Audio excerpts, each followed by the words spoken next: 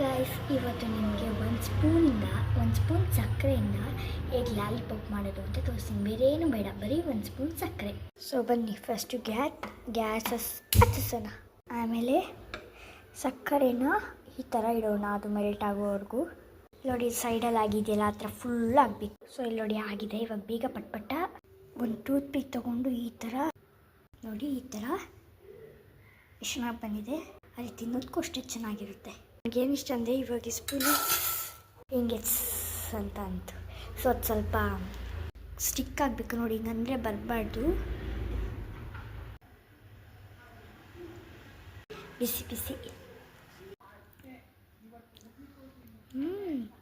ನಿಮ್ಮ ಮಕ್ಕಳು ಏನಾದರೂ ಲಾಲಿಪಾಪ್ ಬೇಕು ಅಂತ ಕೇಳ್ತಿದ್ರೆ ನಿಮ್ಮ ಮನೆಯಿಂದನೇ ಸಕ್ಕರೆಯಿಂದ ಈ ಥರ ಮಾಡಿಕೊಡಿ. ಟಾಟಾ, ಸಿ ಯು ನೆಕ್ಸ್ಟ್ ವಿಡಿಯೋದಲ್ಲಿ ಸಿಗೋಣ.